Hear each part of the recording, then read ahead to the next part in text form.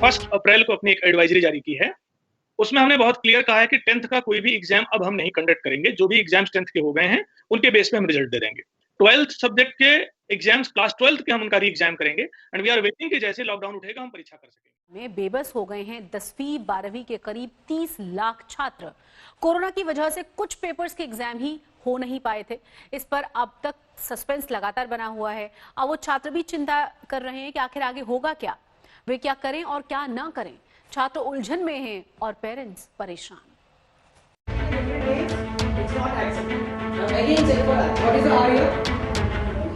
Corona का संक्रमण काल नहीं होता तो छात्र अभी रिजल्ट का जश्न मना रहे होते।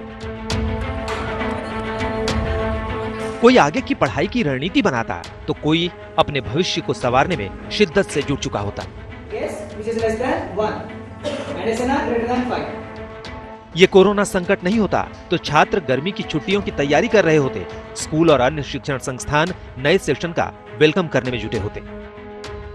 मई महीने की शुरुआत हो चुकी है। पिछले साल 2 मई को 12वीं के रिजल्ट आए थे और उसके 4 दिन बाद यानी 6 मई 2019 को 10वीं के रिजल्ट भी आ गए थे। लेकिन इस साल कोरोना ने सब कुछ रोक दिया है। इसका बड़ा असर 10वीं और 12वीं के उन छात्रों पर पड़ा है जो इस साल बोर्ड की परीक्षाएं दे रहे थे। अब सब असमंजस में हैं। कुछ पेपर की परीक्षाएं अभी तक बाकी हैं। देश भर के स्कूल बंद हैं। छात्र परीक्षाओं को लेकर असमंजस में हैं। अभिभावक भी दुविधा में हैं। टीचर भी हालात सुधरने का इंतजार कर रहे हैं। छात्रों का भविष्य अधर में है। महामारी की वजह से देश में 25 मार्च से ही लॉकडाउन लग गया और अब लॉकडाउन 3 भी 17 मई तक घोषित हो चुका है। ऐसे में सवाल है कि लॉकडाउन के बाद 10वीं 12वीं के छात्रों का क्या होगा, बाकी बची परीक्षाओं का क्या होगा, और सवाल ये भी कि बच्चे अपनी आगे की पढ़ाई क्या और कैसे करें। परीक्षाओं को लेकर तो खुद सीबीएसई भी असमंजस की स्थिति में है। सीबीएसई भी साफ कर चुका है कि इस संकट काल में 10वीं बोर्ड की बची परीक्षाएं कराना मुमकिन नहीं है। डाउट नेट पे होगा अब आपके सभी मैथ, केमिस्ट्री, फिजिक्स और बायोलॉजी डाउट के सफाया। बस आप अपने क्वेश्चन की फोटो खींचो, उसे क्रॉप करो और उसे सबमिट कर दो और 3 सेकंड के अंदर उसका वीडियो सॉल्यूशन पाओ। क्लास 6 to 12 से लेकर NEET, IIT, JEE mains and advance की लेवल तक आज ही डाउनलोड करें डाउट नेट ऐप। छात्रों के हितों को देखते हुए अभी 28 अप्रैल को ही मानव संसाधन विकास मंत्री रमेश पोखरियाल निशंक ने तमाम राज्यों के शिक्षा मंत्रियों से बात की।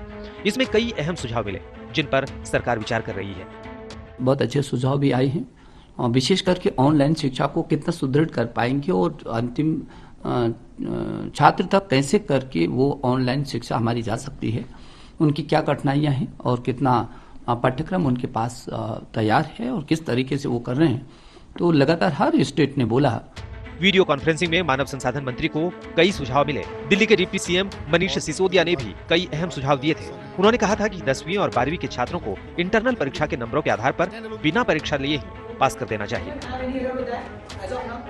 सीबीएसई की परीक्षा को रद्द करें और जैसा हमने 9वीं और 11वीं में किया है कि बच्चों के असेसमेंट के आधार पर, उनके छमाही एग्जाम के आधार पर और बाकी असेसमेंट्स के आधार पर उनके मार्क्स दिए हैं फाइनल एग्जाम में, तो वैसे ही 10वीं और 12वीं की जो बोर्ड की परीक्षा के पेपर्स रह गए हैं, 29 मेन सब्जेक्ट्स के रहे हैं और कुल 83 सब्जेक्ट्स के पेपर रहे हैं, उन सब में भी बच्चों को उसके आधार पर पास किया जाए। तो ये तो मैंने उनको एक सुझाव दिया। साथ ही दिल्ली के शिक्षा मंत्री ने कई मांगे भी रख दी। उन्होंने कहा कि इस साल के सीबीएसई और एनसीईआरटी सिलेबस में 30% की कटौती की जाए। अगले साल के CBSE board exam, IIT, JEE और नीट यूनिवर्सिटी भी उसी हिसाब से हो। जानकारी के मुताबिक 83 पेपर की परीक्षाएं नहीं हो पाई थी, लेकिन अब तैयारी है कि जो मुख्य रूप से 29 पेपर थे उन्हीं की परीक्षाएं ली जाएं। हालांकि इस पर औपचारिक फैसला अभी बाकी है। मंजीत नेगी के साथ आज तक।